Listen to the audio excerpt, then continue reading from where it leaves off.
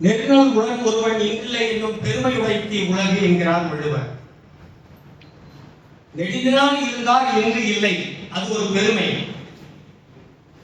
அந்த பெருமை வாய்ந்த ஒரு பெருமகனாரினுடைய வாழ்க்கையின் ஒரு சிறிய பகுதியை மட்டும் நூல் உலகம் என்ற பொருண்மையில் உங்களோடு பகிர்ந்து கொள்ள விரும்புகிறேன். படிக்கிறவர்கள் நிறைய பேர் இருப்பார்கள். படித்ததிலிருந்து உரை செய்கிறவர்கள் இருப்பார்கள், கட்டுரை எழுதுபவர்கள் இருப்பார்கள், ஆராய்ச்சி செய்கிறவர்கள் இருப்பார்கள், உடன் இருப்பவர்களிடத்தில் பகிர்ந்து கொள்கிறவர்கள் இருப்பார்கள். ஆனால் இவை அத்தனையும் ஒருவரிடத்தில் இருந்தது என்றால் அது சிலப்பனாரிடத்தில் மட்டும்தான். சிலம்பொழியார் இத்தனையும் செய்தார். இன்று இருக்கக்கூடிய இந்த இளைய தலைமுறை என்னை பொறுத்தவரையில் வள்ளுவருடைய பெரியாரை துணைக்கோடல் என்கிற அதிகாரத்திற்கு உட்பட்ட சில பகுதிகளை தங்களுடைய வாழ்க்கையில் இழந்துவிட்டதாகவே நான் கருதுகிறேன். நீங்கள் ஆசிரியர்களோடு தொடர்பு கொள்வது வேறு, உங்களுடைய நெறியாளர்களோடு தொடர்பு கொள்வது வேறு. ஆனால் பேரறிஞர்களோடு அவர்களோடு பயணிப்பது, அவர்களோடு இருப்பது, அவர்களோடு உரையாடுவது என்பது அருகிவிட்டது. அது மிக குறைவாக, அருகிலும் அரிதாக அறிவித்தது. அது உங்களுக்கு வாய்க்கவில்லை. எனக்கும் தமிழ் பாடத்திற்கும் விரும்பி கற்றதானே தவிர படிப்பாக பட்டத்திற்காக நான் படிக்கவும் இல்லை.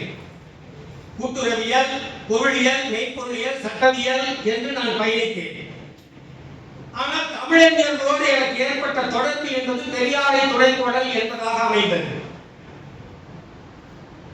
ஔவையார், சிலம்பொழியார், மாப்போசி, திருக்குறள் முனுசாமி, இளங்குமன்னார் என்று இவர்களோடு பயணித்த வாழ்க்கை. அதில் குறிப்பாக தமிழன்மணியார், தமிழன்மணியாவும் சிலம்பொழி செல்லமனாரும் நம்மளுடைய பூமநாட்டுக்காரர்கள். அதில் எனக்கு ஒரு பெருமை. பலருக்கு கண்ணனையா அவர்கள் குறிப்பிட்டார்கள், நான் சட்டக்கல்லூரியை பயின்று கொண்டிருந்த போதுதான் குரலகத்தில் இருக்க 2வது மாடியில் தமிழ் வளர்ச்சித்துறை அதனுடைய இயக்குநராக இருந்தவர் சிலம்பொழியார். மாணவ பருவத்தில் அவரை எதேச்சையாக பார்க்க வேண்டும், அவ்வளவுதான், எந்த காரணமும் கிடையாது. 2வது மாடியில் இருக்கிறார், போய் பார்ப்போம். தடைகள் எல்லாம் இருந்ததை கண்ணன் சொன்னார்கள். அந்த தடைகள் எல்லாம் எங்களுக்கு ஒரு பொருட்டாக இருந்ததில்லை. ஏனென்றால் அவர் ஔவையாரிடத்தில் உதவியாளராக இருந்தால், ஆனால் ஔவையாரோடு விடியற்காலையிலிருந்து இரவு வரையில் பயணித்தவன் நான். அதே போலதான் சிலம்பொழியார். நிறைய படித்தார்கள், நிறைய எழுதினார்கள். 1959 அவர் நல்ல குறுந்தொகையில் நாணிலம் என்ற நூலை எழுதினார். அந்த நல்ல குறுந்தொகையில் நாணிலம் என்கிற நூல் மற்றவற்றிலிருந்து எப்படி மாறுபடுகிறது? அவர் எழுதிய அத்தகைய நூல்களை பற்றியும் நான் குறிப்பிடப் போவதில்லை. நூல்களின் பெயர்களை குறிப்பிடுவேன். அவற்றில் 1-2 மட்டும்தான் உள்ளே நுழைவேன். 4 நிலங்களை பற்றி தொல்காப்பியர் குறிப்பிடுகிறதை குறுந்தொகையில் எந்தெந்த இடத்தில் இருக்கின்றன, எப்படி இருக்கின்றன என்பதை சிலம்பொழியார் தன்னுடைய நூலில் குறிப்பிடுகிறார். ஒரு துறையை சார்ந்தவர் அல்ல, அவர் கணக்கியல் முடித்து பிறகு இலக்கியத்திற்கு வந்தவர். பிறகு எங்களுடைய சட்ட இயல் பயின்றவர், வழக்கறிஞரானார். பிறகு வழக்கறிஞராக பதிவு செய்துவிட்டு தான் பிறகு இயக்குநர் நிலைக்கு தொடர்ந்தார். ஆகவே அவர் சட்ட இயலும் அறிந்தவர். அந்த சட்டையும் கற்றுக்கொண்டதற்கான காரணம் நீங்கள் சொன்ன ஒரு வழக்கு. அந்த வழக்கை சிறப்பாக செய்வதற்கு அவருக்கு ஒரு காரணமாக அமைந்தது. அவருடைய 1960 3 4 என்று திருக்கடுகத்தையும் நான்மணிக்கடியையும் ஒப்பிட்டு ஒரு நூல் எழுதினார். பெரும்பாலும் 18 கீழ்க்கணக்கு நூல்களில் திருக்குறள் பேசுவார்கள், பழமொழி பேசுவார்கள், நாலடியார் பேசுவார்கள். மற்ற நூல்களை அவர்கள் பெரும்பாலும் தொடுவதில்லை. ஆனால் இவர் பேசியது அந்த திரிகடுகம், நான்மணிக்கடிகை என்ற 2 நூல்களை குறித்து 1964-66 அருமையான 8 தொகுதிகளுடைய நூல்கள் வந்தன. அந்த 8 தொகுதிகளும் கணக்கியல் சார்ந்ததாக அமைந்திருந்தது. கணக்கு பாடத்திட்டத்தில் எப்படி வைக்க வேண்டும், எந்தெந்த வகையில் பாடத்திட்டம் அந்த கணக்கு சார்ந்து இருக்க வேண்டும் என்பதற்காக அவர் எழுதியிருக்கிறார். 8 அருமையான நூல்கள் 1975 ஐயா குறிப்பிட்ட சிவமொழி அந்த நூல் வெளிவந்தது. அந்த நூலை பற்றி நிறைய சொல்ல நினைத்தேன். அவர் பெயர் கொடுத்துவிட்ட காரணத்தினால் அந்த சிவமொழியை நான் தொடாமல் வந்துவிட்டேன். ஆனால் சிவமொழியை தொட்டுக்கொண்டே பேசுகிறேன். நான் ஒரு தும்பி என்பது 1976 வெளிவந்த நூல். எங்கெங்கெல்லாம் தேடி எவ்வளவற்றையெல்லாம் இலக்கியத்திலிருந்து அருமையானவை என்று எடுத்தாரோ அவற்றையெல்லாம் தொகுத்து மிகச் சிறிய நூலாகத்தான் அது செய்தது.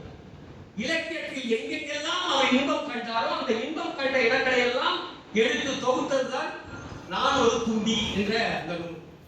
பாரதிதாசன் ஒரு உவமை கவிஞர் என்பதை 1983 எழுதி முடித்தார்.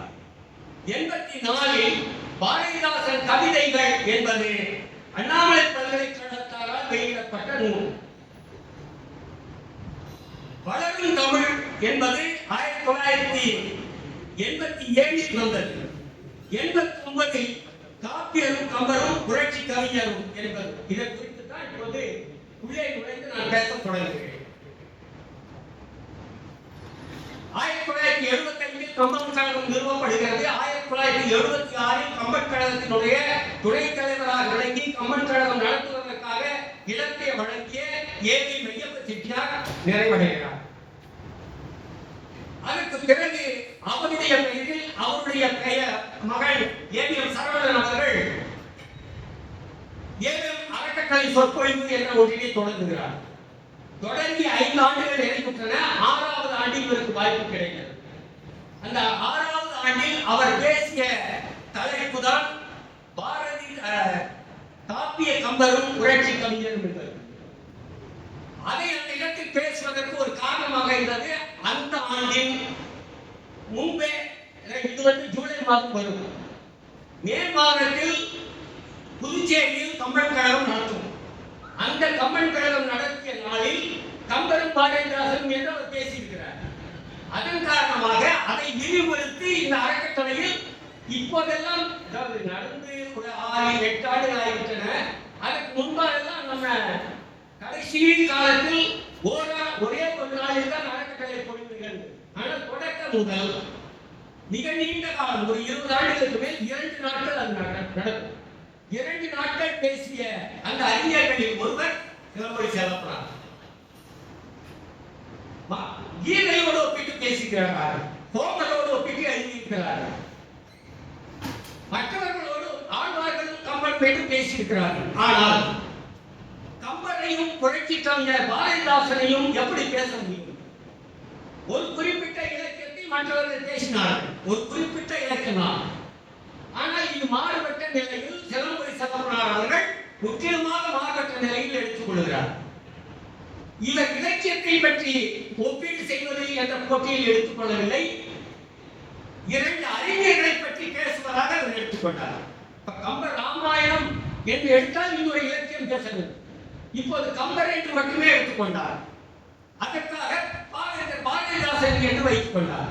இப்ப 2 கவிஞர்களை குறிப்பிடுகிறார். அதுதான் அவருடைய பேச்சினுடைய சிறப்பாக அமைந்தது. அறக்கட்டளை சொற்பொழிவில் 32 நூல்களை எடுத்து வைத்துக் கொண்டு பாருங்கள். எந்த ஒரு நூலிலும் இல்லாத ஒரு அருமையான ஒருமைப்பாட்டை இந்த நூலில் காணலாம். என்ன அந்த ஒருமைப்பாடு என்றால் 1981 ஆண்டு உலகத்தமிழ் ஆராய்ச்சி நிறுவனத்தில் பெரும்பாலும் நடத்தப்பட்ட கருத்தரங்கள், கல்லூரிகளில் நடத்தப்பட்ட கருத்தரங்கள் எதையும் ஒப்பீடுகளோடு வந்தவை மிக மிக அரிதானவை, மிக குறைவாகவே வந்தன. அந்த ஒப்பீடுகள் என்பது கூட உடன்பாட்டு ஒப்பீடாகவே இருந்ததே தவிர எதிர்மறை ஒப்பீடுகள் அதிகமாக பேசப்படவில்லை. ஆனால் பாவேந்தரையும் கம்பரையும் ஒப்பிட்டு பேசுகிற சிவமொழி செல்லப்பனார் அதை ஒரு 5 தலைப்புகளில் பிரித்துக் கொண்டார். காப்பிய கம்பரும் புரட்சி கவிஞரும் ஒரு தலைப்பு, நிறைவாய் கண்ட மனம் என்பது 2வது தலைப்பு, கனலாய் தெரிந்த சினம் 3வது தலைப்பு, ஒன்றாய் நடந்த திறம் நான்காவது தலைப்பு, நிழலாய் தொடர்ந்த மனம் ஐந்தாவது தலைப்பு. இந்த ஐந்தாவது தலைப்பை 19 பிரிவுகளாக பிரித்துக் கொண்டார். அந்த 19இல் அந்த தலைப்புகளை மட்டும் சொல்கிறேன், ஆனால் அவற்றில் 2ஐ மட்டுமே உங்களுக்கு சற்று விளக்கமாக காட்ட விரும்புகிறேன். எல்லாருக்கும் எல்லாம், இதை உடனே படித்தவங்க எல்லாம் தெரியும். கம்பர் எல்லாருக்கும் எல்லாம் என்று எங்கே சொல்லுகிறார், பாரதிதாசன் எங்கே சொல்லுகிறார் என்பது தெரியும். அவையடக்கம் 2லும் இருக்கும். கைவண்ணம் உடனே ஆழ்வார் பாசனம் நினைவுக்கு வரும். கைவண்ணம் வந்து வேண்டேன், கால்வண்ணம் இங்கு வேண்டேன், அதற்கு முன்னாடி வண்ணங்கள் ஆழ்வார்கள் எப்படி சொன்னார்கள் இது தெரியும். இயற்கை நலம் அது எல்லாருக்கும் தாமரை விளக்குறாங்க. கொண்டர்கள் உணவின் எங்க அந்த பாடல் சொல்லிவிடுவார்கள். கை காட்டும் கொடிகள் சிவபெருமானிலிருந்து நமக்கு தெரியும். வா என்கிறது, போ என்கிறது. இந்த ஒப்பீடுகள் செய்து விடலாம். சாளரம் தோறும் சந்திர உதயம் சற்று நேரத்துக்கு முன்பாக தான் நிலவு எப்படி காட்சியளிக்கிறது என்று பார்த்து, அதிலும் மாறுபட்டவர் புரட்சி கவிஞர். மற்றவருக்கெல்லாம் எப்படியோ தெரிந்தது. பாட்டாளிக்கு மட்டும்தான் அது பொங்கிய பானையில் இருக்கிற சோறு போல தெரிந்தது என்று பாவேந்தர் எழுதுவார். அந்த வேறுபாட்டை எல்லாம் கூட தொட்டு காட்டி கொண்டு செல்கிறார். ஆலையில் மறந்த அழகு நிலா அந்த பாட்டை சொல்லிவிட்டார். 9வது தலைக்கல் பார்வை, 10வது பிரிவு துயர், 11வது பொற்குளம் கொடித்த வைகம், 12வது கண்வழியில் நுழைந்த காதல், 13வது புலால் வருதல், 14வது புறப்பும் நாடுதல், 15வது பழமொழி, 16வது தன்மை உயர்வு நகர்ச்சி, 17வது புறாவின் ஒழுக்கம், 18வது உருவழி தோற்றம், 19வது தமிழ் காதல். இது இந்த 19இல் மற்ற எல்லாவற்றையும் விட மிகச் சிறப்பான ஒரு வேறுபாட்டை அல்லது ஒப்புமையை பாரதிதாசனிலிருந்தும் கம்பரிலிருந்தும் எடுத்து பேசினவர் சிலப்பதிகாரம். அது குறிப்பா இந்த 2 உருவெளி தோற்றம் என்கிற கட்டுரை. கம்பராமாயணத்தில் மற்ற பகுதிகள் எல்லாம் படித்தீர்கள், மீண்டும் மீண்டும் பேசப்பட்டிருக்கின்றன. ஆனால் இவர் பேசிய பகுதியை இவர் மட்டும்தான் பேசினார். உறவெளி தோற்றத்தை வேற எந்த கட்டுரையிலும் நீங்கள் காண மாட்டீர்கள். உறவெளி தோற்றம் வேறொன்றும் இல்லை, எதுவொன்றும் இல்லை, வெறும் வெளி, வெட்ட வெளி. அந்த வெட்ட வெளிக்குள் மனம் எதை நினைக்கிறதோ அந்த மனத்தினுடைய காட்சி அந்த வெட்ட வெளியில் தெரியும். இது உளவியல். இந்த உளவியல் காட்சியை கம்பனில் இருந்து தேர்வு செய்கிறார். வெட்ட வெளிதான். ராவணன் சொல்கிறான், சீதையை பற்றி சூர்பனகை சொன்னதெல்லாம் செவியில் விழுந்து மனதிற்குள் தொலைந்து விட்டது. இப்போ உளவியல். வெட்ட வெளியில் பார்ப்பது சீதை என்பதாக ராவணன் பேசிக்கொண்டே வருகிறார். சூர்பனகை கேட்டுக்கொண்டே இருந்தவள் அதே இடத்தில் காட்சி எதுவும் இல்லை. ராவணனுக்கு சீதையாக தெரிந்தால் இப்போது சூர்பனகை பேசுகிறாள். அது ராமனுடைய அழகாகவே இருக்கிறது. ஒன்றுமில்லாத வெட்ட வெளியில் உளவியல் பார்வையில் கம்பன் காட்டிய வெட்ட வெளி காட்சியில் ராவணனுக்கு சீதை தெரிகிறாள், சூர்பனகைக்கு ராமன் தெரிகிறான். இதே காட்சியை பாரதிதாசன் தன்னுடைய தமிழ் காதலில் எங்கே காண்பிக்கிறார்கள் என்பதை மிக அருமையாக அந்த காதலன் அந்த வெட்ட வெளியில் தன்னுடைய காதலினுடைய உருவத்தை எல்லாம் நினைத்து பார்க்கிறார். உடனே இந்த காதலன் தன்னுடைய காதலை நினைப்பது போல காதலி தன்னுடைய காதலனை அந்த வெட்ட வெளி காட்சியாக நிறுத்தி காட்டுகிறாள் என்கிற பகுதியை இந்த பாட்டை குறிப்பு வைத்திருக்கிறேன். ஆனால் நான் சொல்லவில்லை. ஒரே காரணம், சொல்வதற்கு நேரமாகும் என்பது அடுத்தது நீங்கள் படிக்க வேண்டும் என்பது. கட்டாயமாக நீங்கள் சென்று பாவேந்தருடைய இதை பேசுகிறவர்கள் எல்லாம் கட்டாயமாக சொல்லுங்கள் என்கிறார்களே என்பதற்காக பெரும்பாலும் இங்கு இருக்கக்கூடிய மாணவர்களை நான் அறிந்தவர்கள் இருக்கிறீர்கள் என்ற காரணத்துக்காக சொல்கிறேன். கம்பராமாயணத்தில் மற்ற பகுதிகளை படியுங்கள், இருக்கட்டும். ஆனால் இதை நீங்கள் நுட்பமாக தேடி பாருங்கள். ஒரு வெளிக்காட்சியில் உளவியல் தொடர்பாக உள்ளத்தில் பதிந்திருக்கக்கூடிய ஒரு உருவம் அந்த வெளிக்காட்சியில் தெரிகிறது என்ற அந்த பகுதியை கம்பன் எப்படி சொன்னார், அதை பாவேந்தர் எப்படி சொன்னார் என்ற அந்த நிலையை படியுங்கள். இரண்டாவதாக இன்னொரு காட்சி இந்த புறாவை குறித்து, புறாவின் ஒழுக்கம் என்பதை குறித்து கம்பராமாயணத்தில் இன்னொரு பகுதி. அருமையான உயர்ந்த கோபுரம். அந்த கோபுரத்தில் அழகான சிற்பம், சுதை வேலைப்பாடு இருக்கிறது. அருமையான ஒரு பெண் புறா அந்த சுதை வேலைப்பாட்டில் காட்சி தருகிறது. அந்த பெண் புறாவிற்கு பக்கத்தில் ஒரு ஆண் புறா சென்று அமர்கிறது. உண்மையிலேயே அந்த ஆண் புறாவினுடைய காதலியாக விளங்குகிற பெண் புறா ஒன்று இருக்கிறது. ஆனால் இது சுதை வேலைப்பாடு மிகுந்த அந்த பெண் புறாவினுடைய பக்கத்தில் போய் அமர்ந்திருக்கிறது. அதை பார்த்துக் கொண்டிருக்கிறது. அந்த பெண் புறாவை விட்டு நகரவே இல்லை அந்த ஆண் புறா. உண்மையிலேயே அந்த ஆண் புறாவினுடைய காதலியாக விளங்கக்கூடிய பெண் புறா கொஞ்சம் தொலைவில் அமர்ந்திருக்கிறது. அது இந்த ஆண் புறாவை பார்த்துக் கொண்டே இருக்கிறது. என்னென்னவெல்லாமோ சொல்லி தன் பக்கம் இருக்க வேண்டும் என்று நினைக்கிறது. ஆனால் அந்த ஆண் புறா அந்த பெண் புறாவை விட்டு நகரவே இல்லை. கடைசி வரையிலும் அந்த பெண் புறா பக்கத்திலேயே, அதாவது சுதை வேலைப்பாட்டில் அமைந்த பெண் புறாவின் பக்கத்திலேயே இருக்கிறது. இதற்கு புறாவின் ஒழுக்கம் என்று தலைப்பிட்டு அவர் எழுதுகிறார். அதே காட்சியை பாவேந்தர் பாரதிதாசன் தன்னுடைய இலக்கியத்தில் எந்த இடத்தில் காட்டுகிறார்? என்ன சொல்லுகிறார்? புறாவின் ஒழுக்கம் தன்னுடைய உடன் இருக்கக்கூடிய காதலனோ காதலியோ ஒன்று இறந்து போனால் பிறகு இன்னொன்றை தேடும். ஆனால் இந்த மாதிரியான தேடலில் கூட ஈடுபடாத புறாக்கள் இருக்கின்றன என்பதை சொல்லி தன்னுடைய துணை தன்னை விட்டு பிரிந்த காலத்திலும் இறந்த காலத்திலும் கூட அந்த இன்னொரு துணையை தேடாத ஒரு நிலை ஒழுக்கம் என்று சொல்லி நம்முடைய சிலம்பொலி செல்லப்பனார் தன்னுடைய அந்த காட்சியில் நமக்கு வெளிப்படுத்துகிறார். தமிழ் காதலை குறித்து தமிழ் என்கிற சொல்லை, தமிழ்நாடு என்ற சொல்லையும் தமிழகம் என்ற சொல்லையும் கம்பன் கையாளுகிறார். ஆனால் கம்பராமாயணத்தினுடைய ராமாவதாரத்தில் மிகைப்பாடலில் 2 இடங்களில் வருகின்றன.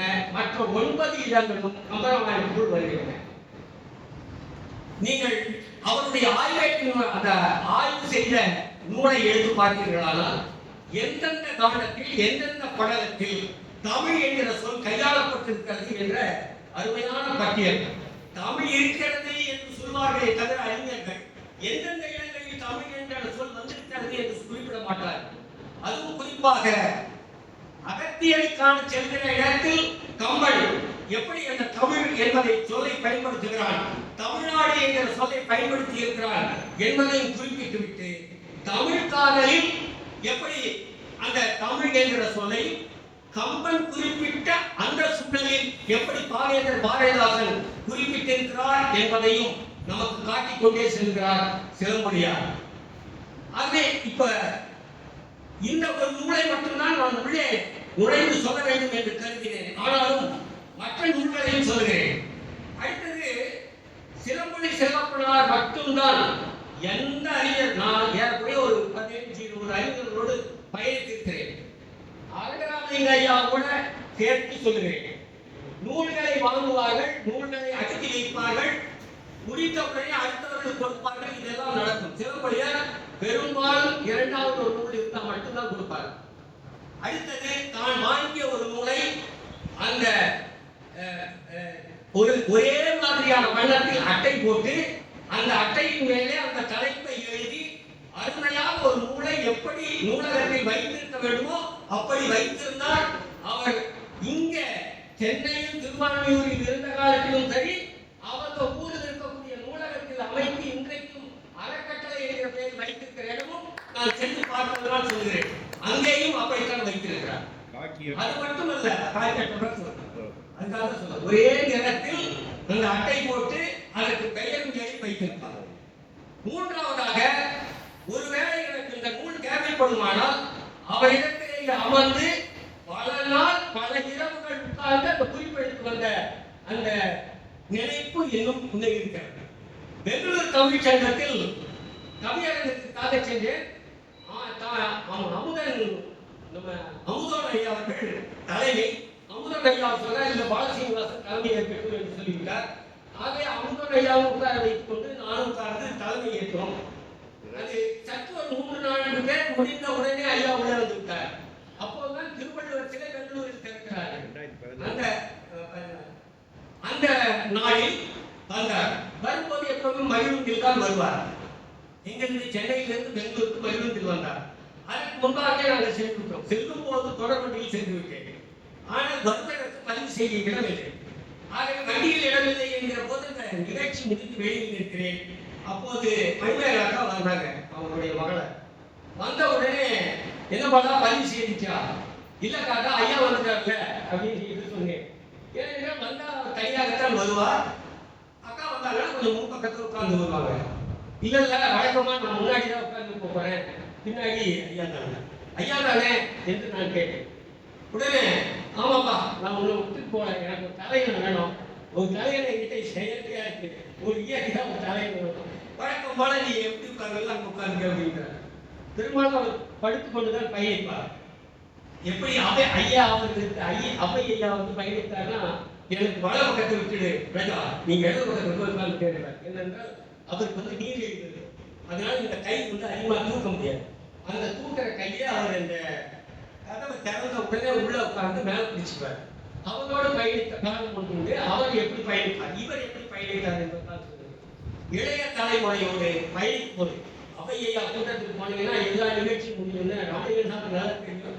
ராஜா அந்த வண்டியில ஏறுங்கப்பா, இடத்துலயா டியூப்ல ஒருத்தன் உட்காந்துக்கோ, டயர்ல ஒருத்தன் உட்காந்துக்கோ, பின்னாடி ஒருத்தன் உட்காந்துக்கோ, மாடியில ஒருத்தன் உட்காந்துக்கோ, வாங்கியா போலாம். எல்லாருக்கும் உணவு வாங்கி கொடுத்து அழைத்து கொண்டு போவார். சிறப்பையா பின்னாடி உட்கார வைத்து அங்கிருந்து வர வேண்டும். உட்கார வைத்து பின்னாடி தான் நான் உறவினர் வீட்டுக்கெல்லாம் போக வேண்டும் என்று மணிமேகலா சொன்னார். அதனால வாழதான் வரான் வருத்தம் இல்லை. மணிமேகலா விட அவருக்கு என்னை எந்த அளவுக்கு என்றால், திடீரென்று ஏற்கனவே சட்டக்கல்லூரி, அதனால பாலசீனிவாசனை கூப்பிடுவாங்கன்னு சொல்லி அனுப்பினார். என்னன்னு கேட்டா, திருத்தணியில் ஒரு பட்டி மண்டபம், நம்ம திருத்தணியை மீட்ட இல்ல திருத்தணி மங்களகிழாருடைய பேரில் ஒரு இலக்கிய மன்றம் இருக்கு. ஆண்டுதோறும் மங்களகிழார் இலக்கிய மன்றத்தின் சார்பில் பட்டிமன்றம் நடக்கும்.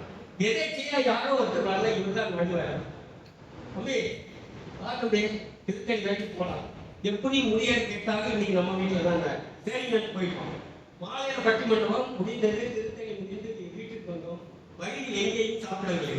வீட்டுக்கு வந்தால் அம்மா இருந்தாங்க. அம்மானா சிவமொழியாருடைய அம்மா, அவங்க மட்டும்தான் வீட்டில் இருப்பாங்க. வீட்டில் இருந்தாங்க. தமிழன் ஐயா வீட்டுக்கும் சிவமொழி ஐயா வீட்டுக்கு போகும்போது நமக்கு எந்த மாதிரியான, அதாவது நான் தான் மாணவனாக இருக்க கூட 2 பேருக்கும் நான் அவருக்கு பணியாளரும் இல்லை, எந்த வகையிலும் நான் தமிழோடு இல்லை. ஆனால் தமிழ் இலக்கியத்தில் ஆர்வமுடையவன் என்பதுதான் சிவமொழியாக. ஆனால் தமிழன் ஐயா பேராசிரியர், நான் பச்சைப்பன் கல்லூரி மாணவன். இப்ப 2 பேருமே கூப்பிடாது, 2 பேருடைய வீட்டுக்கும் பயணிக்கிறோம். அதுக்கு என்ன சொல்லுவாருன்னா, சிவமொழியாருக்கு 2 இட்லி போதும், அம்மா 4 அல்லது 5 இட்லி சுத்தி வச்சிருப்பாங்க. போன உடனே அப்பா 4 வச்சிருப்பாங்க, இன்னைக்கு 5 வச்சிருக்காங்க, வா போதுல அப்படின்னு. அதுக்கு மேல நமக்கு என்ன வேணும்? அந்த 3 இட்லி 2 இட்லி சாப்பிட்டுட்டு, அவர் 2 இட்லி 3 இட்லி நான் சாப்பிட்டுட்டு, இரவு எப்படி ஆனாலும் அவர் 10லிருந்து 11 மணிக்குள் படுத்துடுவார். அதுக்கு மேலாம் காத்துக்கிறாங்க. ஆனால் அறிமொழி, சத்தியசீலன், ஆசாஞா இவர்களோடு எல்லாம் காரைக்குடிக்கோ கோயம்புத்தூருக்கோ வேலூருக்கோ பயணித்து அந்த அறையில் போய் உட்கார்ந்தால், டேய் ஆசாஞா சொல்ற, டேய் 3 ஆச்சுடா, போங்கடா போய் தூங்குங்கடா, நாளைக்கு 8 மணிக்கெல்லாம் வாங்கடா என்று தட்டி அழைப்பார். அப்படி இந்த பெரியவர்களோடு பழகுகிற பழக்கம், அதாவது சும்மா உட்கார்ந்து இருக்கல. அன்றைக்கு நீங்க கை வச்சிருக்கிற கைபேசியெல்லாம் கிடையாது. ஆகவே நிறைய இலக்கிய செய்திகள், நிறைய நடைமுறை வாழ்க்கை, இவைகளையெல்லாம் தெரிந்து கொள்வதற்கு நல்ல வாய்ப்பாக அவர்களோடு பழகுவதை அமைவது. அவர் ஏறக்குறைய 58 நூல்கள் எழுதியிருக்கிறார்கள் என்றால், ஒரு திரும்ப அந்த 56 என்பது வந்து விக்கிபீடியாவில் இருக்கு. அது வந்து 3 பேர்கிட்ட கேட்டிருந்தேன். ஐயா வந்து எனக்கு 5 தமிழ், அதையும் கூட 2 இடத்துல மாற்றங்கள் இருக்கு. அதுல குறிப்பா இந்த சிலப்பதிகார மூலமுறையும் இந்த பட்டியல் மட்டும் சொல்லி கொடுத்தார். சங்க இலக்கியத்தில் 3 தொகுதி, அதுக்கு பிறகு மணிமேகலை உரை மூலம், நாலடி நல்லுரை, அடுத்து மலர் நீட்டம், தமிழ் காப்பியம், இலக்கிய சிந்தனை, அடுத்தது எந்த தமிழ் கடலுக்கோட தொடர்புடைய ஒரு நூல் நெஞ்சியல் சீரா. சீரா புராணத்தில் ஒரு கட்டுரை போட்டி, ஒரு பேச்சு போட்டி. நாட்டாளுநர் செயலாளராக இருந்தவர், தமிழ் கடலத்தில் முதல் பரிசு வாங்கியவர் இலக்கிய. ஆகவே 4 தொகுதிகள் சீரா புராணத்திற்கு வேறு யாரும் செய்யாதது. ஆனா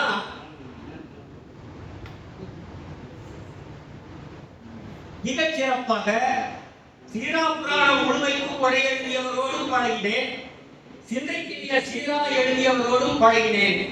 2 பேரும் கிடைத்த பெரிய பெரியவர்கள். அவர் மிக மூத்த பாடலாசிரியர், இவர் மிக பேரறிஞர். இவருடைய இந்த நெஞ்சியலும் சீரா என்பதில் 4 தொகுதிகளாக வந்தது, பிறகு 2 தொகுதிகளாயிற்று, பிறகு ஒரே தொகுதியாக வந்தது. சீரா புராண பேச்சு போட்டியா கட்டுரை போட்டி என்றால் இந்த நெஞ்சியலும் சீரா என்பது மிகவும் கை கொடுத்தது. அடுத்தது இலக்கியம் ஒரு பூங்காடு என்கிற தலைப்பிலான நூல். அடுத்தது பூங்காவில் குறுமணம், சிலமொழியார் பார்வையில் முத்தமிழறிஞர் கலைஞர், பெருங்கதை ஆராய்ச்சி. இந்த பெருங்கதை ஆராய்ச்சி செய்தவர்கள் தமிழ்நாட்டில் மிகச்சிலர். பெருங்கதை ஆராய்ச்சி செய்வதற்கு காரணமாக இருந்ததே கொங்கு நாடு. இது கொங்கு நாட்டினுடைய காப்பியம். அதன் காரணமாகவே பெருங்கதை ஆராய்ச்சியை மேற்கொண்டார். அந்த பெருங்கதை ஆராய்ச்சியை மேற்கொண்டதற்கு ஒரு காரணம் உண்டு. நாமகாலிங்கம் ஐயா மிக நீண்ட பிறகு அந்த நூலை பதிப்பித்தார்கள். அதன் காரணமாக பெருங்கதை ஆராய்ச்சி அவர் மேற்கொண்டார். அடுத்தது யாரும் செய்யாதது, அவருக்கு பின்னால் ஓரிருவர் முயற்சி செய்தார்கள். என்னென்றால், எத்தனை இளைஞர்கள் எந்தெந்த நிலையில் வந்து நான் ஒரு புத்தகம் செய்திருக்கிறேன் என்று சொன்னாலும் அந்த புத்தகத்தை முழுமையாக படிக்காமல் அதற்கு அணிவரை கொடுத்தவர்கள் அவை தவிர வேறு யாரும் இல்லை என்பதை திட்டவட்டமாக நான் சொல்லுவேன். குறைந்தது அவர்கள் எழுதியிருக்கக்கூடிய பல நூல்களில் மிகச்சின்ன நூல்களை கொடுத்து சரியா இருக்கா பாருப்பா என் மாணவ குழுவம் தான், ஆனால் அப்படி கேட்பார். அந்த வகையில் படித்தது 6 தொகுதிகள். அவர் எழுதிய அணிந்துரைகள் மட்டும் தொகுப்பாக நூல்றார்கள், வேறு யாரும் செய்யவில்லை. அது மிகப்பெரிய, அதாவது வெறும் அணிந்துரைகள் அவரை பாராட்டி எழுதுறதா இல்லை. பாயிரம் எழுதப்பட்டிருந்த காலத்தில் சொல்லப்படுவது போல சிறப்பு பாயிரம் பொது பாயிரம் என்பதாக அணிந்துரை என்றால் நூலுக்குள் புகுந்து, சிறப்பு பாயிரம் என்றால் சிறப்பு பகுதியை சொல்வது, பொது பாயிரம் என்றால் ஆசிரியர் கொடுத்த நூலை பற்றியும் சொல்வது, நூலினுடைய சிறப்பான ஒரு பகுதியை மட்டும் எடுத்து பாயிரம் எழுதி சிறப்பு பாயிரம் என்று செய்தது போல இந்த 3 நிலைகளிலும் தன்னுடைய அணிந்துரையை வழங்கியவர் சிலம்பொழி செல்லப்பனார். அடுத்தது பெருங்குளத்து கண்ணகி, திருக்குறள் இன்பத்துப்பால். எங்க நம்ம மணிவாசகர் பதிப்பா குருமூர்த்தி சென்று விட்டார். அவருக்கு தெரியும், மற்றவங்க எல்லாருமே ஒரு நூலை எழுதி ஒரு பதிப்பகத்திற்கு கொடுத்தார்கள், ஆனால் அந்த உரிமை நூலாசிரியருக்கு உண்டு. அல்லது ஒருவேளை எழுதி நூலகத்தை கொடுத்துவிட்டால், பதிப்பகத்தில் கொடுத்துவிட்டால் பதிப்பகம் போட்டு பதிப்பகம் தன்னுடைய தொகையாக எடுத்துக்கொள்ளும். சிலம்பொழியார் தன் எழுதிய காமத்துப்பால் என்கிற நூலுக்கான இன்பத்துப்பால் உரை என்று எழுதினார். எழுதி அவரிடத்தில் கொடுத்து அவரை திரும்ப எடுத்து சொன்னார், பதிப்பகத்துக்கு நான் கொடுக்கல, குருமூர்த்திக்கு கொடுத்திருக்கேன், உரிமை குருமூர்த்திக்கு என்று சொல்லி அந்த உரிமையை கொடுத்து அந்த நூலை பதிப்பிக்க செய்தவர் சிலம்பொழி செல்லப்பனார் அவர்கள். அடுத்தது செம்மொழி தமிழ் அகப்பொருள் களஞ்சியம், 6000 பக்கங்கள் கொண்டது, 14 தொகுதிகளை சேர்த்து வெளியிட்ட பெருமை சிலம்பொழியாருக்கு உண்டு. ஆகவே இந்த 58 நூல்களையும் அவர் மிகச் சிறப்பாக எழுதினார். அவருக்கும் எனக்கும் என்ன மாதிரியான அந்த குரு சீடன் என்கிற வள்ளுவரை அவ்விடத்திலும் பயணித்தேன், சிலம்பொழி இடத்திலும் பயணித்தேன். ஒரு செய்தி சொல்கிறேன் பெருமக்களே. இப்ப யாராவது பெரியவர்கள், நான் 20, அவர் 60, அதாவது ஒய்எம்சியில் அவர் மற்ற இலக்கியங்களை பேசி முடித்துவிட்டார். கடைசி காலத்தில் 12 திருமுறைகளை பற்றி பேசுகிறார். பிறகு 12 ஆழ்வார்களை பற்றி பேசுகிறார். ஆழ்வார்கள் பேசும்போது அவருக்கு உடல் நலம் இல்லாமல் போயிருக்கிறது. அதுவும் முதல் முன்னர் பேயாழ்வார் பற்றி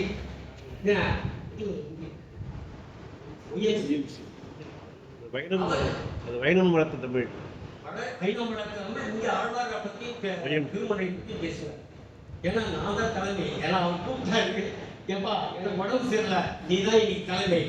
ஐயா என்னையா படிச்சுட்டு வாப்பா, ஏதாவது படிச்சுட்டு வா. போன உடனே குறைந்தது அவர் 1 மணி நேரத்திலிருந்து 1 மணி 10 மணிக்குள்ளே பேச வேண்டும். நீ என்ன பண்ற, யாருக்கு நான் சொல்லலை, நீ தலைமை 10 மணிக்கு உங்ககிட்ட பேசுன்னு சொல்லுவாங்க. நீ 50 மணிக்கு பேச, நான் மீதி 25 மணிக்கு நான் பேசுறேன் என்று உட்கார வைத்து அவர் முதல்லேயே சொல்லிவிட்ட காரணத்தினால் அந்த தலைப்பை தயாரித்து கொண்டு சென்று அங்கு பேசி அந்த நிகழ்ச்சி முடித்தது. அதற்கு பிறகு சென்னை கம்பன் கழகம் ஆண்டுதோறும் கம்பன் விழா தொடங்குகிற நாளில் தலைமை உரை ஆற்ற வேண்டும் என்பதற்காக ஒரு முறை தேர்ந்தெடுத்தது. அந்த வகையில் சிலப்படி சிறப்பினாரை ஒரு ஆண்டு தேர்ந்தெடுத்தது. அந்த நேரத்திலும் அவருக்கு உடல் உடனே பாலசீனிவாசன் ஒரு 10 செய்யுள், நீ கம்பன்ல என்ன 10 செய்யுள் எழுதுகிறாயோ அதை கொண்டு வா, அதை நான் பேசிக் கொள்கிறேன் என்றார். பெருமக்களே சொல்லுகிறேன், பெரியவர்கள் தான்.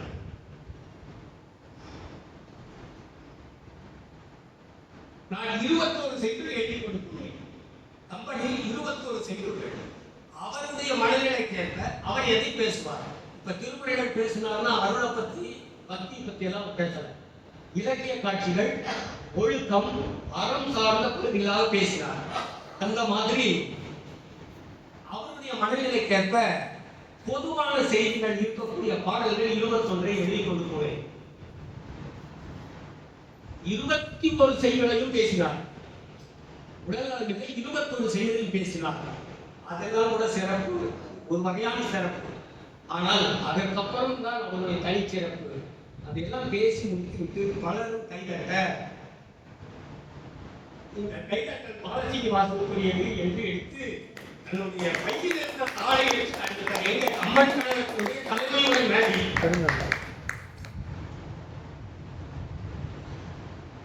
கொஞ்சம் ஆர்வமாகவும் சுறுசுறுப்போடும் இலக்கியத்தை கற்றுக்கொண்டிருக்கக்கூடிய தலைமுறையில் பாலசீனிவாசன் ஒருவர், எனக்கு இப்படி உடல்நலம் இல்லாமல் போய்விட்டது, எனக்கு ஒரு 10 செய்யுள் எழுதி கொடுத்தம்பி என்று 21 செய்யுளும் அவர்தான் எழுதி கொடுத்தார். அதுதான் நான் பேசியிருக்கிறேன். இன்றைக்கும் அகில இந்திய வானொலி நிலையத்தில் அது பதிவிருக்கிறது. இன்றைக்கும் அது தொலைக்காட்சியில் பதிவாகாமல் இருக்கிறது. ஆகவே ஒரு பேரறிஞரோடு பயணித்த நான் பெருமையோடு அவள் வாழ்ந்த பெருமை, அவர் உற்றார் உறவினர்கள், அவருடைய நண்பர் 1 கோடி ரூபாய் போதும் என்றுதான் அவர்கள் அறக்கட்டளை தொடங்கினார்கள். 2 கோடி மதிப்புக்கு மேலாக அந்த அறக்கட்டளை சேர்த்திருக்கிறது. இளவரசர் அமிழ்தன் அவர்களோடு அவர் பல இடங்களுக்கு அழைத்து சென்றார். இளங்குமரனார், அவர் நம்ம தேவூர் கொல்லிவிழா புதுச்சேரி என்று பயணிப்போம். 3 நாட்கள் 4 நாட்கள் அவர்களோடு தங்க வேண்டும். அவர்களோடு தங்கும் போது நமக்கு கிடைக்கக்கூடிய அறிவு நம்ம பெற்றோமோ இல்லையோ அவர்கள் கொடுப்பார்கள். அது தொடக்கத்தில் அண்ணா சொல்ற மாதிரி தான். அதுக்கு பெருமை இருந்து கொண்டே இருக்கும். அந்த பெருமையை நாம் பயன்படுத்திக் கொள்வோமா இல்லை என்றால் இல்லை என்பதா, அது மாதிரி அந்த பெருமை நமக்கும் சேர்ந்திருக்கிறது என்ற காரணத்தினால் அந்த நல்ல வாய்ப்பு, இந்த நல்ல வாய்ப்பு எனக்கு பேச கிடைத்ததற்காக அல்ல, உங்களுக்கு அறியப்படுத்தியதற்காக, அறிவுரை சொல்வதற்காக நான் வரவில்லை என்று பலர் சொல்வார்கள். அறிவுரையை அறிவுரையாகத்தான் சொல்ல வேண்டும். அறிவுரை அறிவுரையாக சொல்லும் போது மட்டும்தான் உணரப்படும். அறிவுரையை அறிவுரையாக மட்டும்தான் நீங்கள் கேட்க வேண்டும். அப்படி எனக்கு உணர்ந்து பட்டறிவை உங்களோடு பகிர்ந்து கொண்டிருக்கிறேன். நல்ல வாய்ப்பு கொடுக்க இந்த பல்கலைக்கழகத்தில் தமிழ் மொழித்துறை பேராசிரியர் மணிகண்டன் அவர்கள், மற்ற 2 முனைவர் பேராசிரியர்கள், தலைமை ஏற்கக்கூடிய சிறப்புரை செய்யக்கூடிய தமிழமையா கண்ணனையா, அவரும் கண்ணனையா அவருக்கு உதவியாளராக இருந்த காலத்தில் சட்டக்கல்லூரி பயின்ற போது எங்களுக்கு 2 வேலை தான் இருக்கும். அதாவது கல்லூரி காலையில் 9 மணிக்கு 8:30 மணிக்கு தொடங்கும், 1 மணிக்கு முடியும். பிற்பகல் 2 மணிக்கு தொடங்கும், 5:30 மணிக்கு முடியும். மாலை கல்லூரியாக இருந்தால் காலையில் அப்பையாவையாவது அண்ணா நகரிலிருந்து வந்திருந்தேன். அப்படி ஒரு வேளை மதியம் எனக்கு நிகழ்ச்சி முடிந்ததுனால சேலம் போய் அவரோடு பயணித்து இரவு 10 மணி வரையிலும் அவரோடு சுற்றுவேன். இப்படி பெரியவர்களோடு பயணிக்கிற நல்ல வாய்ப்பு கிடைத்தது. மாணவர்களுக்காக சொல்லுகிறேன், உங்களை காட்டிலும் அகவையில் மூத்தவர்களாக இருக்கலாம், உங்களுடைய குணநலன்களை அறியாதவர்களோடு கூட நீங்கள் பயணிக்கலாம். நல்ல அறிஞர்களானால் தயவு செய்து அவர்களுடைய விரல்களை பிடித்துக் கொள்ளுங்கள். அது கிடைத்த கரிய ஒன்று. உங்களுடைய வாழ்க்கையில் பின்னாளில் அது மிகப்பெரிய பயனை தரும். அதை சொல்வதற்கான வாய்ப்பாக இதை பயன்படுத்திக் கொள்கிறேன்.